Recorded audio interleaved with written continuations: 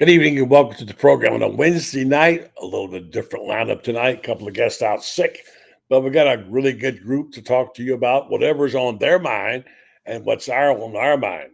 Here as Gator fans, it's mostly basketball, but always with an eye toward football. That's the magic word around here.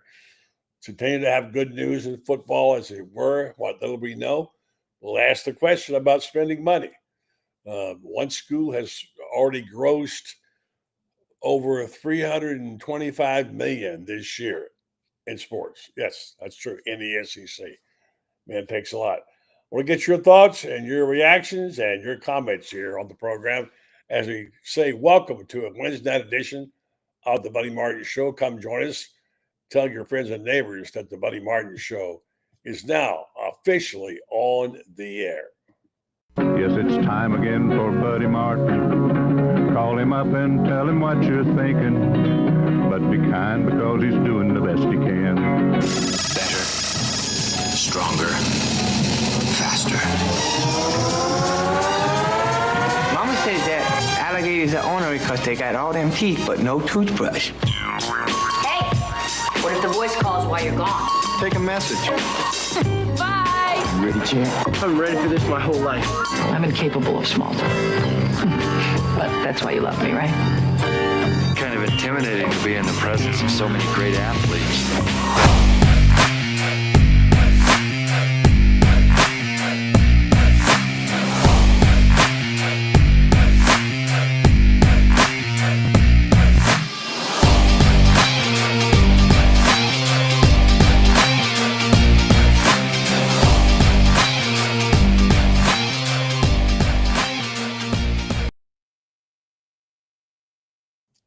Good evening and welcome. I hope it's a little warmer in your world. It certainly is in mine. Boy, it's been a brutal couple of days, 8-9 days, but now we've got the weather up in the 60s now, all the way up in the 60s here in Northwest Florida. We hope all our snow is thawed out. Snow, can you believe that? Snow is thawed out now. So here we go. It's late January, about to be February, and we know March Madness is around the corner. Our guest tonight will center on, guess what? I want to ask them what's important in their world. I'm going to turn the tables on them, things they read and saw and feel after reading them, and get their thoughts. I also have a question about money. It's not my strong suit, but I've got people on tonight who will be able to help me explain this massive amounts of cash, where it's going, and what happens and how these teams can afford to do this. First up will be Kevin Brockway. He's always busy this time of year covering basketball, other stuff, breaking games. So we also have Carlton Reese, my buddy from Gator Bait. Very fine writer. If you haven't read Carlton, you need to sign on to Gator Bait and read him. He has some very cogent thoughts. He'll be along with who knows whatever. Tony Barnhart's going to take a minute to duck in. He's on the road. Duck in and weigh in on all things football. And Rob Browne, somewhere out there in Memphis land, will take a jump on tonight and also share thoughts. So with that, let's go right to the orange and blue room and see who's hiding out in there and see if we can get the program started tonight with this stellar lineup. But that would be good evening to you, Kevin. What's up, Kevin Brockway? Hey, good evening, buddy. Yeah, it's been an eventful week, right? Yes, it is. Even though there's a bye in basketball, big showdown with Tennessee, and the Vols actually lost to Kentucky. Yes, they did. Mark Pope doing quite a job there with the Wildcats in his first year. Certainly better than what John Calipari is doing at Arkansas. It looks like the Wildcat fans won that trade. Yeah, one of the things tonight I want to do is turn the tables on you and let you guys talk about what's important. Well, you mentioned something. Florida won by 30 against Georgia. Wow, 30. 70-44, as you know. Yet Tennessee is ahead of Florida in the net. NET, 4-5. I don't know what this means. I'm asking guys like you. Despite you having a better percentage in quad one, 4-2 and 5-3, and being involved about 30 points. Make sense of this for me, Kevin. I tweeted that. Did he steal my tweet? I saw some of them, yeah. I can't make sense of it at all. except for the fact that maybe because Tennessee has played more quad one opponents. Just one thing, Mike DeCourcy, I don't know if you're familiar with him, with the Sporting News, really good writer and a good friend, has pointed out, Florida's schedule. And, I don't think that they realized that North Carolina was going to have the kind of season that they've had, but they've obviously had that kind of season. So that weighs down the schedule a little bit. I mean, Arizona State was okay. But other than the SEC games, the non-conference schedule turned out to be probably softer than anticipated because North Carolina is having a down year. So they don't have the number of quad one opponents. But if you look at this backstretch of the schedule, buddy, right now, I mean, 6 of the last 11 are against ranked teams. So Florida will make up for it. And February will be the real proof of the pudding in this team in terms of, where they are. I think that they're going to withstand it okay. I just think that they're too deep and too talented not to. I really am growing to like this team the more and more I watch it. And if Micah Hanlogden comes back, another big storyline too. Yeah, that's going to make the front court that much stronger because I still think he'll give them more size, 7'1", and probably an upgrade in that post rotation compared to Sam Alexis, who's had an okay season but has shown some warts here and there in SEC play. And I think Micah would step in and be that fourth guy in the post that would even upgrade the front court rotation. The backcourt rotation obviously is tremendously strong. I wrote about that today actually, and talked to Tom Crean, who obviously coached at Indiana, coached at Marquette, and coached at Georgia. Anthony Edwards, Victor Oladipo. I mean, he's coached some great guards. Dwayne Wade back in his days at Marquette. And he really loves this Florida backcourt, in terms of their interchangeability and their ability to, really kind of push the pace and score and drive and do everything that a backcourt can do to be successful in March. Yeah, and that's not even counting Denzel Aberdeen with those 3 guards, who I think could start for most teams. Hangloden, you mentioned, we talked about it some earlier in the week. One person said to me, "Well, you never know how the chemistry will change by bringing a guy on like that. He looks like he's one of the interchangeable parts that Todd has. He can move his players around. But I mean, go over the line, go over the front court if he's playing. I mean, this looks like the Manhattan skyline. These guys are so big and so tall, and Hangloden is a special player. Talk about what they'll be like, and of course, the other players on there as well are going to factor in." Well, Hanlogden he's a terrific offensive rebounder. And I guess like the big question would be, would he be SEC ready if he came in right away? But, we asked Todd about that on Saturday, and Todd said, look, he's been practicing pretty hard, full speed the last month. Looks okay, obviously going up against quality bigs in practice. And just having that body and his ability to offensive rebound. Now, Micah was a guy, I think at times last year wasn't, totally polished as a post-offensive player. And who knows how much development and improvement, he would show in that area because he hasn't obviously had the offseason until the last month, but does a lot of good things well. And as another guy that can block and alter shots. And I think that's where Chinyelu is valuable as well, Buddy, is his ability to do that, even though his offensive game still is probably a little limited at this point. But Alex Condon is the guy, and Tommy Houck are guys that are dimensional bigs. They can pass, they can shoot. They can play face up. They can play with their back to the basket. Those are the 2 guys that are really probably the 2 most complete front court players that Florida has. 2 of my favorites, and we're starting to see more and more off now what he can do. And his potential's got a world of potential, which brings us this position. I contend Florida's best basketball is yet ahead of them right now. They've got they don't turn the ball over. And they can continue to shoot the ball halfway decent. This is a very difficult team to beat, even in the SEC. Yeah, I know it's real difficult on anywhere, but my gosh, there's such talent. The question is, will talent win out? Yeah, and Buddy, they have multiple ways they can win, which I think some of Billy Donovan's best teams had. Right, some nights they could shut you down defensively. Other nights when they had to score, they could score. And I think with this team, this is a team that doesn't turn you over often, and yet when they had to go that 1-2-2 press against South Carolina, they did. My gosh, that was a train wreck, wasn't it? They did it effectively, and they came back from a 14-point deficit that way, and they scored, over 20 points off turnovers. And they did the same thing to Georgia too.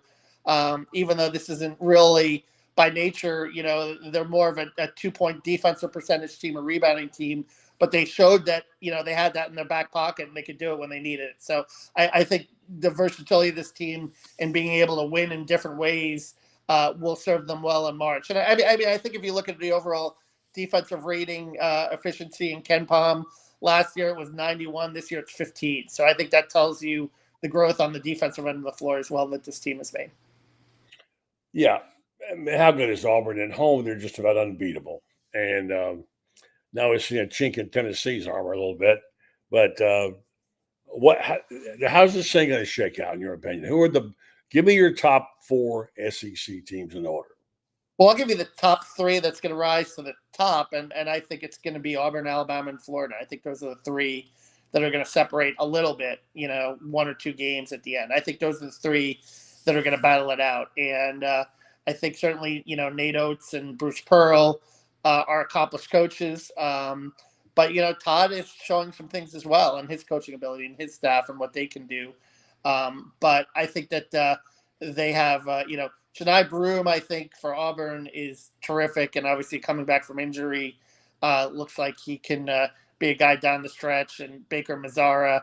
But, you've got Mark Shears at Alabama who, Nate Oates benched in the second half of the game because he was not happy with his defense and yet, responded in a pretty positive way that way. So I think I think those are the 3 teams that I like. I think Tennessee is tapering off a little bit, although I wouldn't be surprised to see Tennessee beat Florida this weekend at home, just because I've always had this theory in conference play: the desperate team at home tends to play really well. And you could even go back to Florida's win over Tennessee after that loss to Kentucky. Usually a team coming off a tough loss or a road loss or something like that tends to gather themselves, practice really hard, and just come in with a little something extra. And with Florida with this bye this week, is that age-old question, right? Rest versus rust. It's like, is the rest going to help them, or the fact that they were on this nice roll and won 3? That's a good question. That's one of my themes tonight was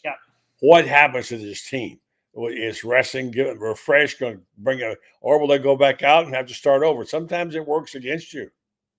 No, I mean, yeah, and I've seen it work that way. And you even go back to the NCAA tournament last year. Colorado played a game on a Tuesday, and you wondered if them playing a game on a Tuesday, driving from Dayton, even though short bus ride from Dayton to Indianapolis, are they going to be fatigued? And it turned out that they were in a really good rhythm playing Thursday against Florida and scored 102 points. So that worked in the other direction, whereas Florida, certainly had, but Florida had played up until Sunday too in that SEC tournament game, and Hand Logden was hurt. So they were obviously banged up going to that game as well. There were a number of factors there, but that's that age-old thing is like sometimes when you get a team that is coming in on a little bit more of a rhythm, are they going to play better? Because basketball is a rhythm game, and we even see that in baseball in the postseason too. Sometimes buys can work against you. Kevin Brockway, a special guest. He's with the Gannett Papers. You see his stuff with the Gainesville Sun. He's one of the best around. He's on top of the things happening. You mentioned Hubert Davis. You mentioned North Carolina, and he may be gone. Who would have thought? He may look like he's going to be one of the hottest of hot seats in the ACC. Wouldn't you say? Yeah, it's not looking good, and it's amazing too. And I have a lot of friends in Indiana. I think you could probably say the same thing for Mike Woodson up there, and 2 guys that were like former players, beloved. You thought that was going to work. There was this trend, and I think Juwan Howard in Michigan, it was the same thing. It was like when Juwan Howard had that initial success and got to the Elite Eight, there was this thinking, well, bring in the former player or somebody that will understands, how the school is, bring back the pride and so forth. And some schools copied that. And certainly North Carolina did that with Hubert. Although Hubert was on the staff a long period of time under Roy Williams as well, but it just has not, worked out to the level that they had hoped. And it'll be interesting to see. Carolina is one of those places though, because somebody told me, well, would Todd Golden go to North Carolina? And, my response to that would be Carolina tends to be insular. They tend to hire people in that family and in that tree, and then someone that would be and Todd's not necessarily in that tree. Right, not definitely that tree, no. Yeah. And a lot of people are saying, he was a good assistant, but can he, can he drive the bus? And right now, that's a big question. So he's probably not going to get the chance to prove that. I doubt if he's going to survive. Let's talk about the ACC for a second. Duke. I really love watching Cooper Flagg play basketball. I do. He is fun to watch, isn't he? Yeah, no question. And they're getting the Boozer twins next year, right? Who are on that TV along with Cornelius Ingram.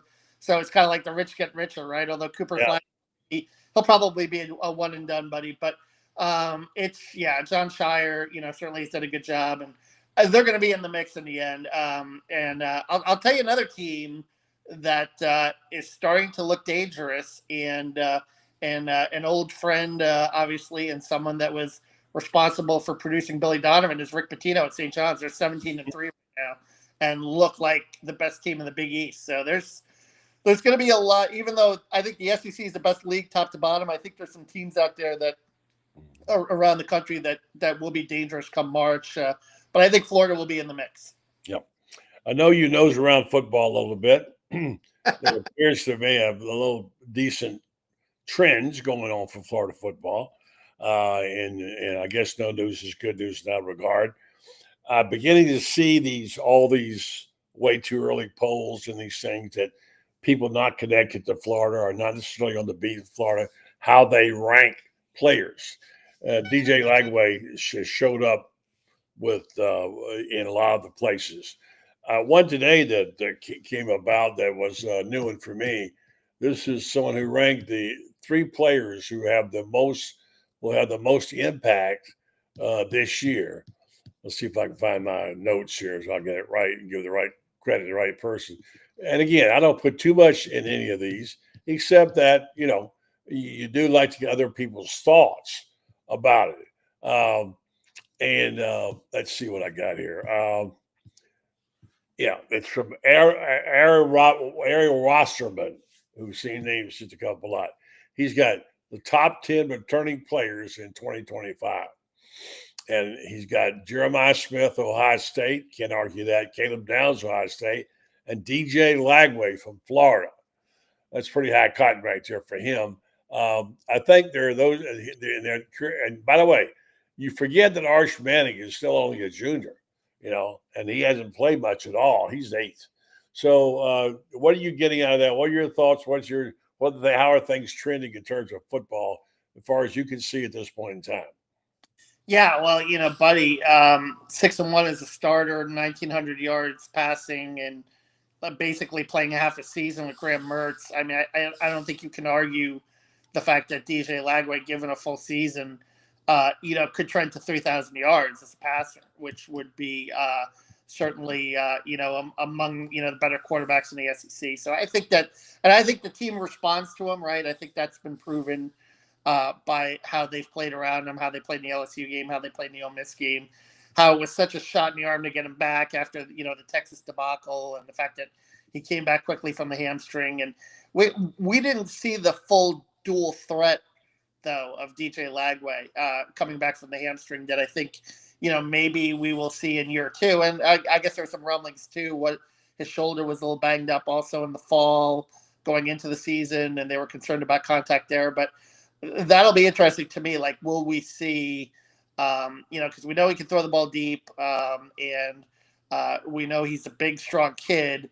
Will we see a little bit more of DJ Lagway, the runner, in year 2? That's what I'm really curious about. Good question. And I'm going to pose this question, and I'm going to take a break here, and that is one about money. It's way over my pay grade to try to figure this out. I just read, it staggered me, that University of Texas Athletics grossed over $330 million this year. Yeah. Unbelievable. Okay. Now, supposedly they made $6 million on that. But here's my question. Strictly from a value standpoint and money standpoint, let's use DJ Lagway and let's use Arch Manning. Arch Manning has already seen the field for 2 years. All right. Yes, he's making money, and yes, he's probably going to make a lot more. The fact is, in terms of an investment, Florida got a better deal with DJ Lagway based on what he brought to them. Arch Manning may still make who knows how much, but you wonder how wise it was for him to take that scholarship to Texas and go there and sit for a year, even though he got Sarkisian, and even though now he's coming up on his junior season and he's yet to prove anything. I wonder. I'll raise that question. You think about it. I'll do the commercial. We'll bring on our buddy Carlton Reese to get his thoughts about that as well. And let's have a discussion about when you're making economic decisions like that, if you're the family, if it's your family, you think, well, what's the best deal? So let's take a quick break, and Carlton will join us here. Well, I tell you about our friends at Meldon Law, where they won't back down. They're here for you. I can tell you for sure. I've used them as my attorneys. I'm very pleased with them. They have 4 locations to serve you now: Ocala, Gainesville, Williston, and Lake City. And they're all about the Gators, and they're all about taking care of your needs if you have any.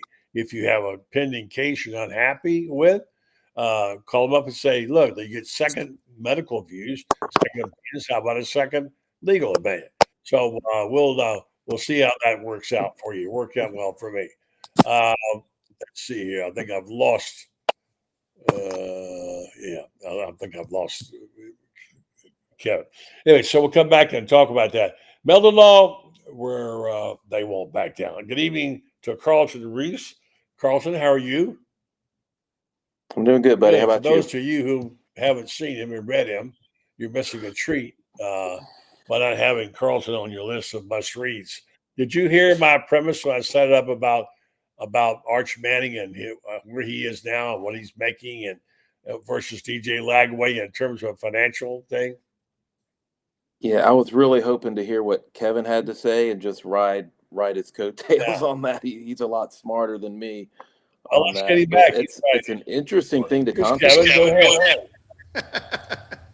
Yeah, take it away, Kevin, please. I want to hear your answer. I want to hear your answer. DJ. Or did I lose you? Can you hear us, Kevin? I'm going to get Kevin. I think I lost you guys. All right, Kevin, click back on, all right? I think you got on twice this way. Click back on. All right, so look, I think from the standpoint of genealogy, the standpoint of there being the right place, right time, it looks like the right opinion, the right decision for Arch Manning of the royal family to go where he can get the best coaching and best opportunity to win. And no one could argue that. The question is, if you're looking at value, what Texas has gotten in terms of productivity versus Florida and DJ Lagway, what they've got for productivity, it'd be kind of hard to argue against Florida having the better deal. Yeah. Well, if you look at it from dollars and cents, and I'm not want to do that myself, I kind of resent all of that. But if you're looking at it from an economic standpoint, like you would an NFL team, then sure, the Gators got a bargain. I don't even know what Lagway's making, but it doesn't matter. I know Arch Manning's getting his cut, and he hasn't produced for Texas the way Lagway has for Florida. And Lagway's even more than just what he's done for Florida. It's the buzz around him that has been created and has helped this program immensely. They're getting bang for their buck on that alone. Yeah, that's a great point. Is what you're getting on that alone is worth the price of the ticket. I don't deny the fact that this looks like there could be a dynasty there. We'll see. But the bottom line is that they haven't got it done yet. And Lagway's been amazing. His result has been amazing. So I'm going to see if I can grab Kevin one more time. All right, can you guys hear me? Kevin, we got it twice. All right, I'm going to turn you off. All right, thanks. All right, so anyway, so that's the thought, and I've got Tony Barnhart standing by for a minute. I just thought it'd be an interesting topic because we don't know enough about the finances of the teams and how the money's put up and what the pay scale is and all that. We're guessing at everything. But the thought just occurred to me of looking at it from a standpoint of value. DJ Lagway is one of the bargains of the century. And I mean, Arch Manning is supposed to go there and lead him to a national championship. I don't think anybody thought that was possible for Florida last year. Yeah, I mean, for me, Lagway being at Florida is kind of old school in terms of him being recruited to go to a program that he thought he could shine at, that his abilities would work, and he wanted to play for Billy Napier. He liked the culture. Those were all the things that mattered back in the past. Now all we talk about is how much money are they going to pay him? You know, what's this other guy going to get? Where does he stand relative to the marketplace? And I'm still uncomfortable talking about it, but it's the reality today, unfortunately. Speaking of reality, let's go talk to Tony Barnhart and get his thoughts about it. Good evening to you, Tony. How are you? Good evening, friends. How are you? Thank you for joining us. I know you're under duress tonight on the road and on your phone. Thank you for joining. Did you hear any of the conversation we had about Arch Manning just now? I'm afraid I missed it. I came in with about a minute. Yeah, okay. Well, it's just a premise talking about value. We have no way to really know what these guys are actually making or what is the open market for a quarterback, whatever. We don't have any real fix on that. Certainly, we know who the powerhouses are in terms of schools and the money they've got behind them. And I just threw this out there because I got to thinking about Arch Manning has hardly seen the field. You know, we all think it's going to be a slam dunk. Maybe it's not going to be a slam dunk. If you're talking about pure value in terms of your bang for your buck, and again, I'm not making this, I don't want to make this sound like it's a homer discussion, but DJ Lagway, as Carlton pointed out, came aboard there, was far better than we all thought, and he changed the dynamics of everything about the program at a time when Florida desperately needed it. And I mean, you can't even hardly put a figure on that. Based on that premise of what we know so far, without projecting what next year is going to bring, who got the better value? Oh, I would say that Florida got the better value. Yeah. Because Arch Manning was the guy that everybody wanted, who everybody expects to be a superstar. He just hasn't been able to get on the field. That will soon change. And but this is an interesting discussion, guys, because the whole dynamic of what players are worth, quarterbacks are going to be worth more than any other position. We all know that, but it's really going to show up when people start distributing the money, because you are not going to run the risk of shortchanging a quarterback in your system, and all of a sudden he says, "Well, I'm not getting paid enough."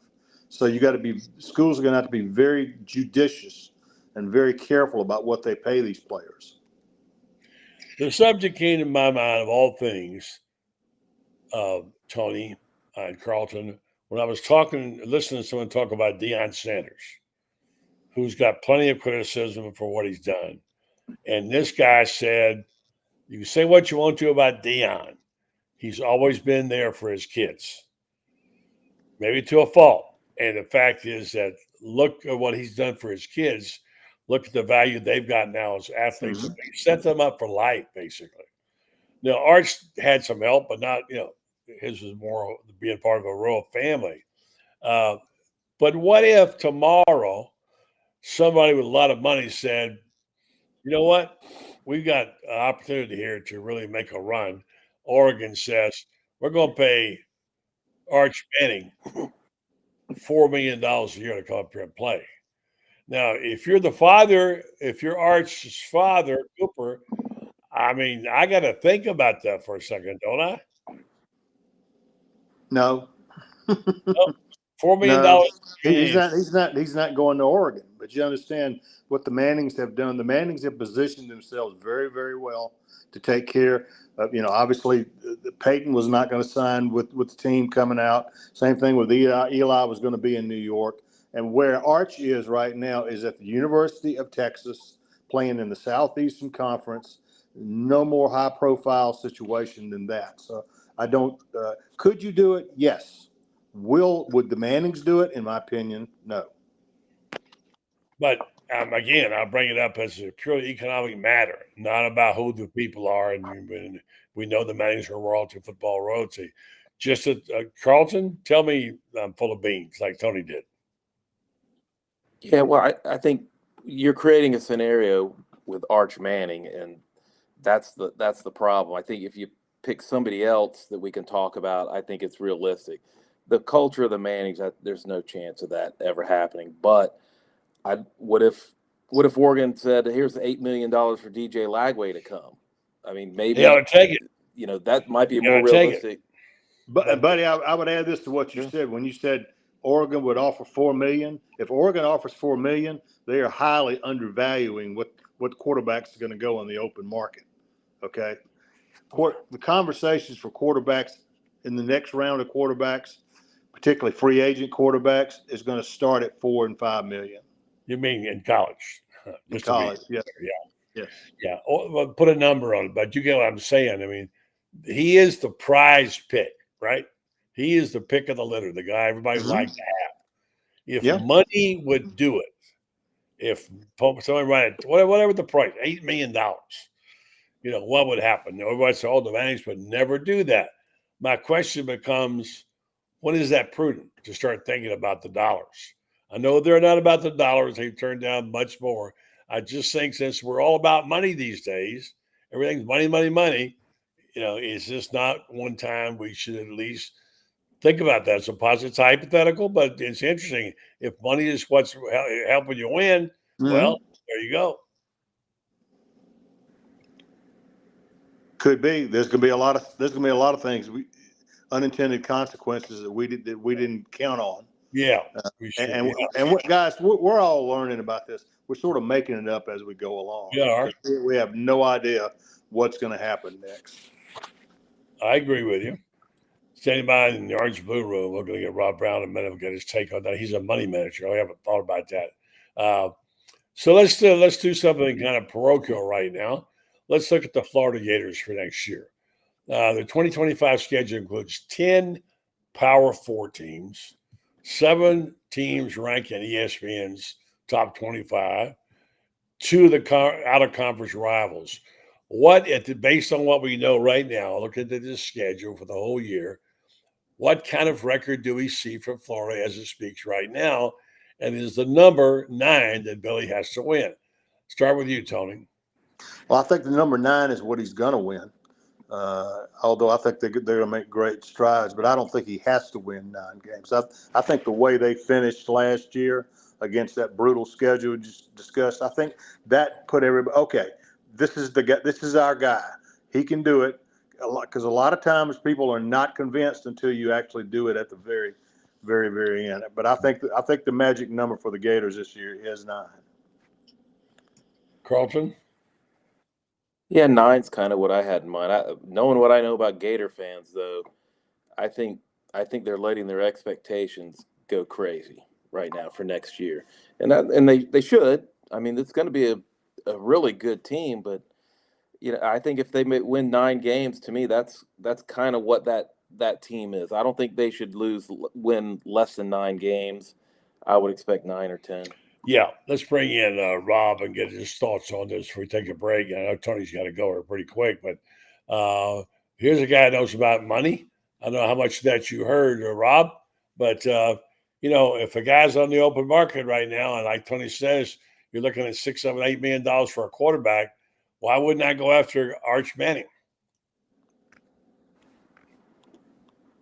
Can't hear you. Turn us on.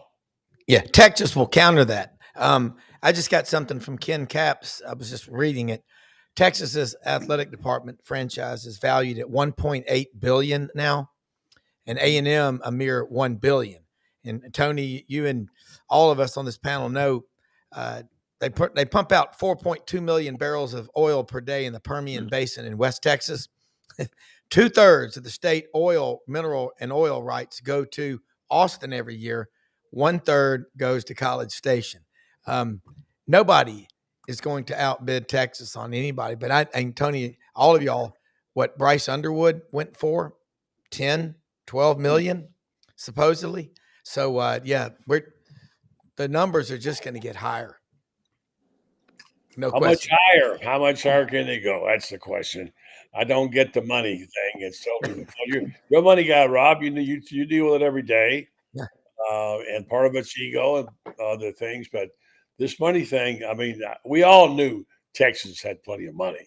I mean, they got out. One of the first NIL deals that got out right away, Tony, which when it came about was they were paying offensive linemen $50,000 cash to come aboard. That was the stud, and it paid off for them. So they were ahead of it. So if money is what the best team can buy is money is going to win, then that's going to change the dynamic of sports. I still got to believe there are other factors, but money is certainly a powerful influence right now. Where we stand right now, Rob, you talk to people every day in the SEC about it. A lot of the fans are getting kind of disingenuated. What am I trying to say? They're not liking what they're seeing in terms of money and what it costs. You talk to them. What are the people saying? The fans? Is there a gap out there with the fan base because of the money, Rob? I think so. And y'all all, Paul Feinbaum was on the show a couple of weeks ago, and he said there's a real disconnect starting to occur between the fans and a lot of what's going on. And it's not getting a lot of talk, but it's happening. And I know among people who I've worked for the last 34 years, managing their money, I do a survey of them. None of them are participating in NIL. The wealthiest people I know, one of my friends runs a trading desk at a big Wall Street firm, and those guys make a lot of money. He gives $23 a month to the Ole Miss Collective. he goes, I'm not doing it. 23, not 22, not 24. It's 23. It's $23 a month. And he goes, I've got 3 kids. He goes, his father died in a plane crash when he was 8. His mother, Barb, unbelievable woman, a banker, raised him. The Melbourne Drysdale School of Finance. So, most people, the people that I'm working with, despise this stuff. That's just how they feel. And not because we're older, but even my 26-year-old son said he'd rather have $100,000 in the stock market and pay $5,000 cash for a car than the other way around. So, it does trickle down to our kids. Yeah. All right. Final thoughts. I'll let Tony get out of here and you can go on. Tony, what has impressed you or what has moved you or what has caught your attention about college football in the recent days as you read through all the information? Any one thing? Not really. We're in an adjustment period right now. We will eventually get guardrails on NIL. There's going to be some kind of structure. There's going to be a salary cap, which is we're starting to pay the players this year. But we are going through a transition period right now. And here's the other thing. I got this posed to me by more than one person. You think the fans are just going to get tired and give up? No, that's not going to happen. They're complaining about this stuff now. It's the off season, and it's what we've got to talk about. Yeah. The fact of the matter is that once the games start, people don't care where the money comes from. Yeah. All they want is to have football and wear their colors, and that's going to happen. So, but is it going to be easy? No. But the idea that the sky is falling for college football because people aren't happy with NIL, I don't buy that. Well, there's always been these people that complain, and then when they tee it up and start playing again, they're back. That's exactly all right. Along, for sure. Tony Barnhart, Tony, tell them where they can read your stuff. Well, we are still at TMG College Sports under the Athlon umbrella, and we're writing there now. And I'm doing my show with Doug Matthews in Nashville. Rob knows Doug very well, mm-hmm. And this time of year, Mrs. Barnhart makes it where I'm only as busy as I want to be, and that's where we are right now. That's good. So you're looking great. I'm glad you're over your cold. Thanks for coming on with us tonight. Appreciate it, buddy. All right, guys. Take care. It's Scott Football joining us on the program tonight. Thanks, Tony. All right, guys, I want to tell you a little bit about Titan MRI. It's now called Titan MRI in Imaging. They were acquired Highfield MRI years ago. Joe Colorio started Highfield in 1997. Now he's back, And Titan MRI Imaging now has 3 locations to serve you, soon to be more. 2 in Gainesville with Park Avenue location, and now at the Millennium Center, and also 1 in Lake City, serving all of Columbia County and Valdosta, Georgia. Titan MRI Imaging offers the same great customer service, and they accept insurance, or you can connect through their convenient self-pay options. Titan MRI and Imaging. Check them out if you need an MRI or any kind of anything like that that you need to get, X-ray scans, CT, whatever it may be. Titan MRI Imaging. All right, so let me get to my place here I was talking about earlier. Rob, all right. I've lost all my notes here. Come on, dude. Talk among yourselves, Rob. What you got on the show tomorrow? Well, we got a great one. I know I'll have my coach Matt Dean and ULM AD John Hartwell kind of talking some on the business side of college athletics, and then we've got Chris Lee from Southeastern 16 in Nashville, covers the whole league really well, and Brian Matthews, Auburn Sports. What Tony just said, yeah, I mentioned that about NIL, but the fans can't get enough of college football, and I think Tony said on our show back in the fall, he said, not even the adults can screw it up. And it is, I think even maybe it was you or Fran said it's, no, it was David Whitley. It's pretty much idiot proof. Mm-hmm. Yeah, we're going to get mad about this, but hell, man, if we were 18 or 19 and someone offered us this kind of money, man, we'd be crawling naked backwards in a rock bed to get that money. I mean, I would. Yeah. Yeah. So I want to read just one quote to you. I'm jumping around here. You hear things that just don't sound accurate or true, but Billy Napier supposedly told another servers, well, Gator Country, how transfer quarterback Harris Bailey has embraced his role. And I believe that he has. But here's the quote. Obviously, DJ Lagway coming back, so I think he embraced that. I think it's kind of when you got Michael Jordan, nobody wants to be Scottie Pippen. Can you all hear, I can't imagine Billy saying that. Can you? Didn't say anything like Billy would ever say. I understand the principle. It's a good thought, but, I mean, think about it. Can Billy going to say when you got Michael Jordan, nobody wants to be Scottie Pippen? What do you think?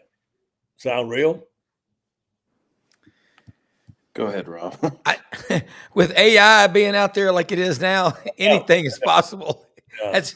And Brenden has forgotten more than all of us know about AI, but anything's on the table. Mm-hmm. I'll believe it. Yeah.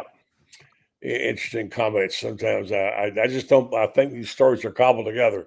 All right, here's the things that matter and don't matter. Okay, there's a lot of traditions of things that we think matter and some people don't.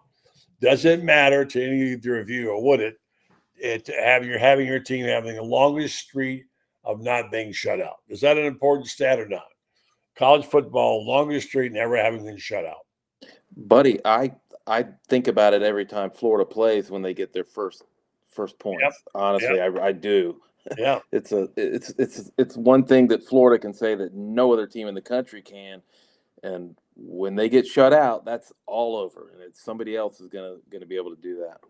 Their streak is 461 of not being shut out. The question is, can you name any of the 2 or 3 teams behind them? Probably not. It's a hard stat to keep up with. Yeah, it is. TCU, 407 games. Georgia, 387. Wow. Virginia Tech, 383. Nebraska, that's one I wouldn't think would be there, 364. And Boise State, 353. Well, something to hang your hat on, I guess, if we're trying to build a defense. But I thought that was kind of interesting. We're losing so many things that are traditionally so important to us like that, including the danger of us one day losing our conference championship games. Guys, is that ever going to happen? There's money in the conference championship, so why would they lose it? Yeah. I hear they're thinking about doing semifinals for the ACC, whether it's going to be a 17-game schedule for those teams.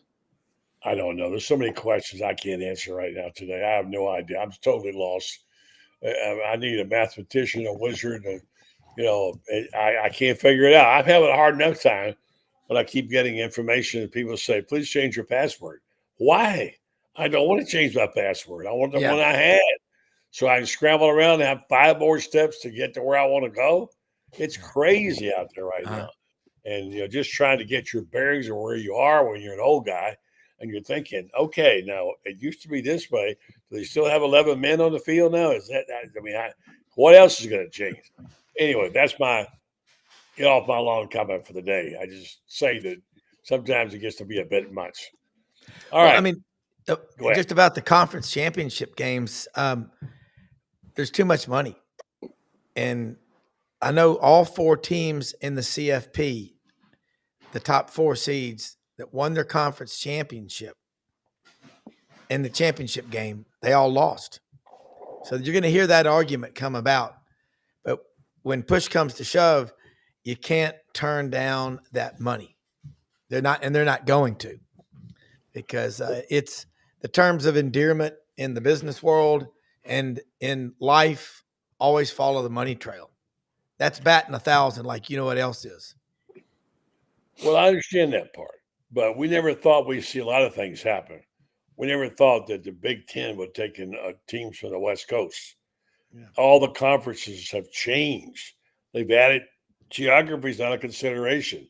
The closest thing to being accurate is the SEC, but nobody plays in their geographical hemisphere anymore.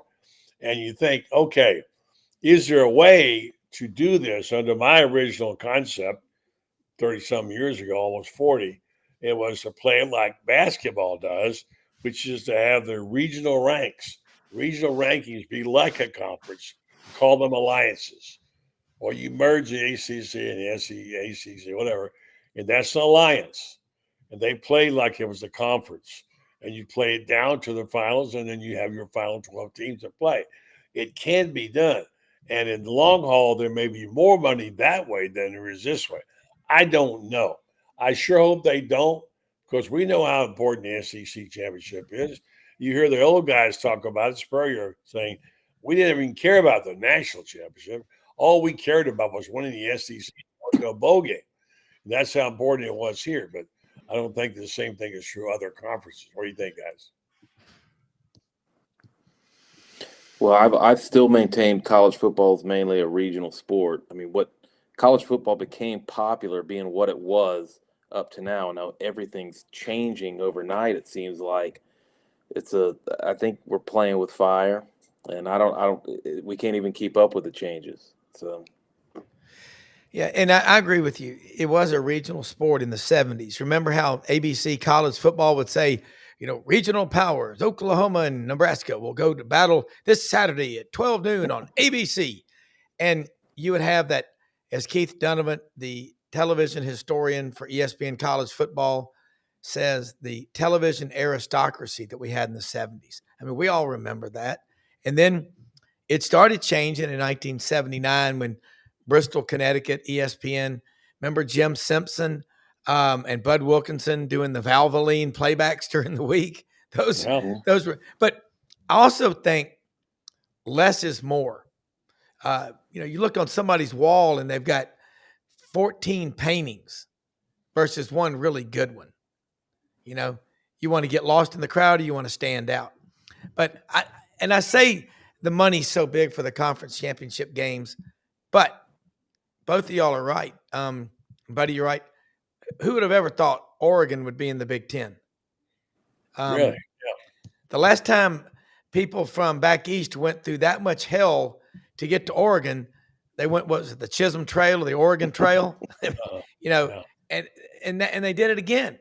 So when we start hearing the horror stories about the midweek volleyball games and the gymnastics meets and the different non-revenue sports having to go from Rutgers to UCLA, who knows, in 3 years, we may go back to the old Pac-12 and the old Big Ten. That's what we also got to think about. Who knows? How important is it for teams?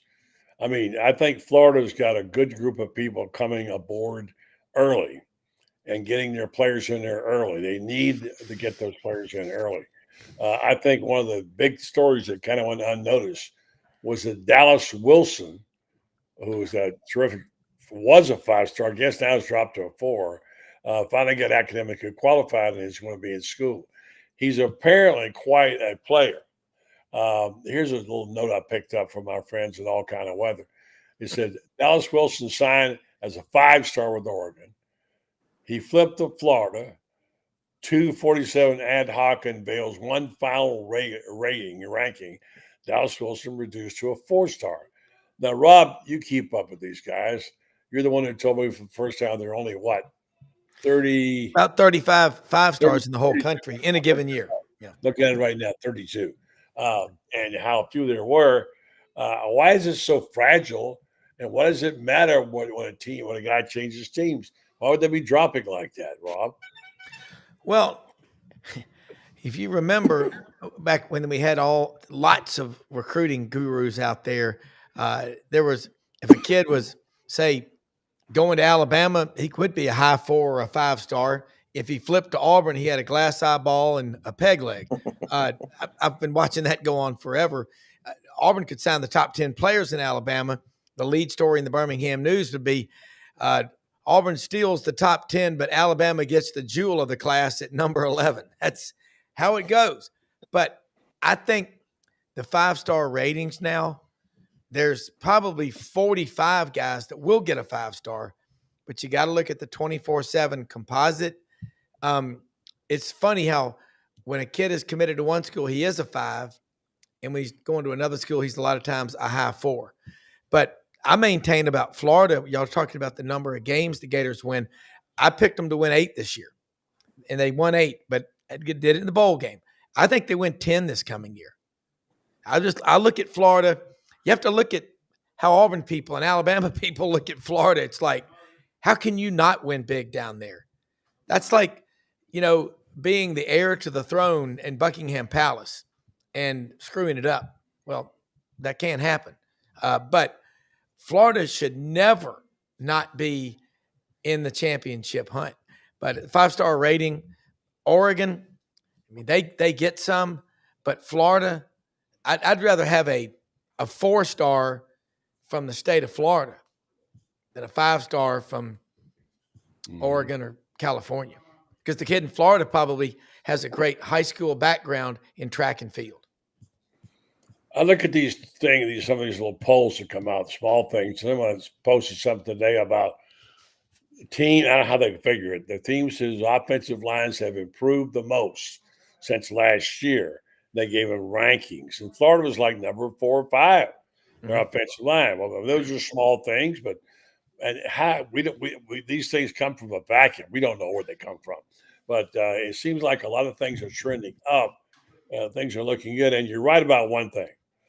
If Florida was ever going to have a year, this is the year to do it when you're not ranked 3rd, 4th, 5th in the country, when you've got really good talent, you got the QB you want, you got people coming back in key positions, you have an opportunity to make the playoffs, and 10 wins was started giving the playoffs a chance for ability to make a quantum leap.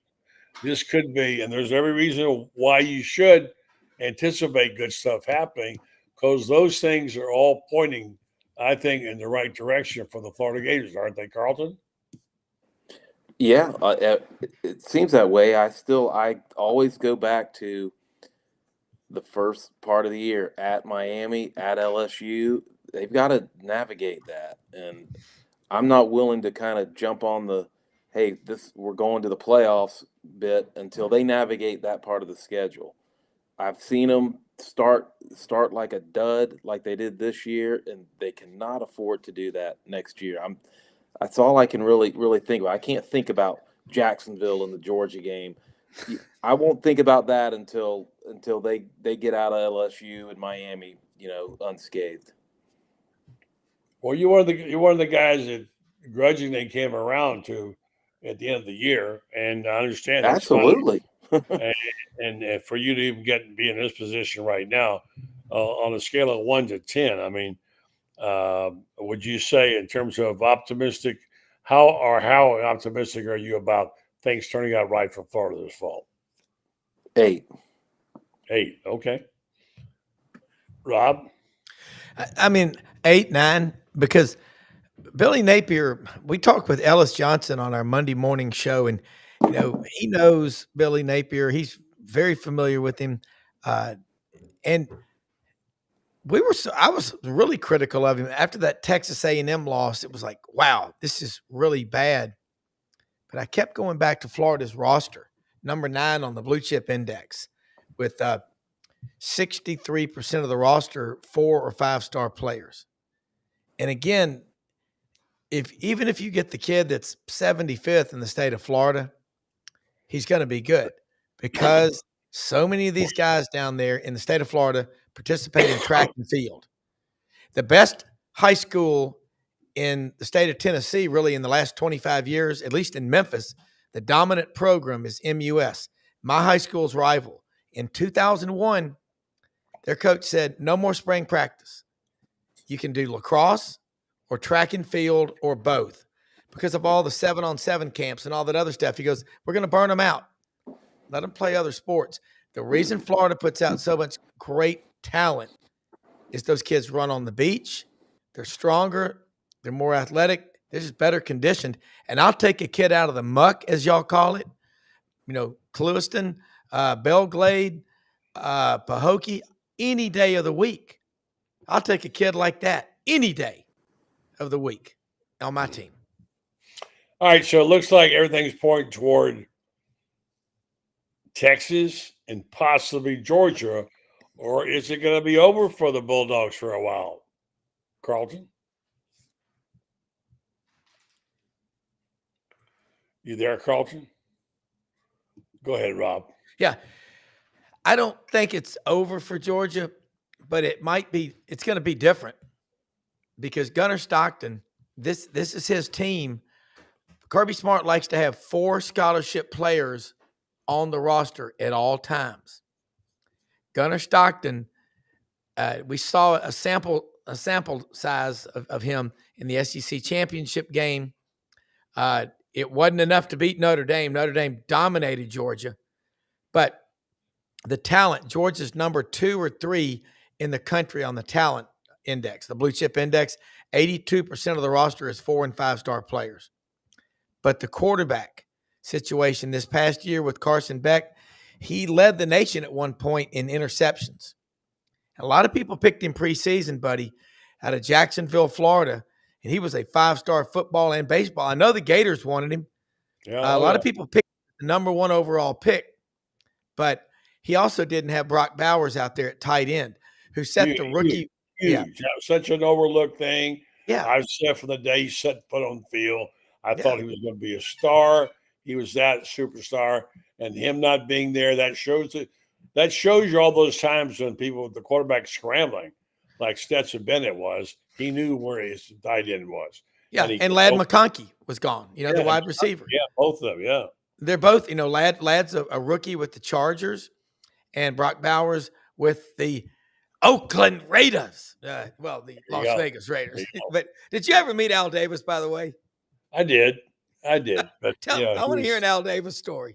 Al Davis was Darth Vader. Yeah, he was Darth Vader. I know Darth Vader. A lot of people don't realize. How many rings did he wear? Depending on when you caught him. He was not a flashy guy at standpoint of the public. Yeah. But I guarantee you, without him, they would never have gotten the AFL and NFL together because he went after the quarterbacks. Got the NFL's quarterbacks and signed them up, guys like Brody and so on and so forth. And that brought him to his knees. It was Davis's. He knew how to play dirty. Yeah. He could hurt you. And I was not a huge Al Davis fan because when you're a Broncos fan, you can't be an Al Davis fan. No. But anyway, the fact is he did some great things and he had a huge impact on it. He's in the Hall of Fame where he should be. So, all right, man. Have a good show tomorrow. Thank you, Rob. Once again, you're good to be a regular around here.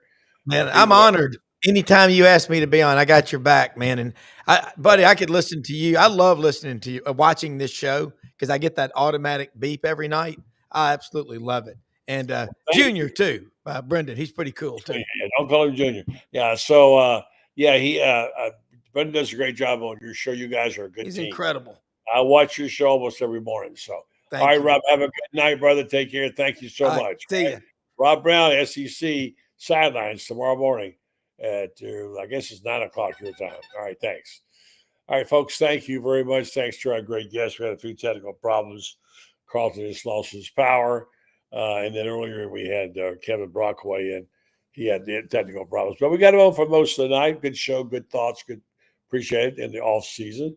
Thank you for listening and watching. I want to be sure and tell you about my friends at Vinstar Medical Research. You hear me talk about them every night because they're such special people, and they've been supportive of me. I wouldn't be here today without the help of people like that at Vinstar Medical Research. They are sensational people. They do something for the community that nobody else does, and they want you to know that they like your participation. There's a QR code right there for you. They do clinical trials on a regular basis. They've done well over 800 since they've been in existence, probably closer to 850 or 900 now. And they're always looking for better ways to identify the needs medically for you and your prescriptions. And the way they do that is if you take part in their clinical trials, they can get data and get it analyzed and sent off and be able to better serve all of us in the North Central Florida area, know more about our health. Vinstar Medical Research, they have opportunities for you to take part in that. They of course support a lot of things in the area. They support Gator Sports. Joe Sorrentino, he of course he and his partner Mary Brownlee, the wife of Scott Brownlee, big Gator fans, and Joey is a former Gator defensive back who was now a dentist in Marion County, my dentist, Marion Dental, located on Maricap, and also in Lady Lake if you need a dental work. But Minstar Medical Research is the company that cares about you. You can help yourself, help them. Sign up for their one of their clinical trials and get paid for your compensation for time and travel. Minstar Medical Research, seeking tomorrow's answers to the health questions of today. Thank you for listening. Thank you for watching. We're back tomorrow night with our team. Hope you enjoyed the show. We enjoyed serving you.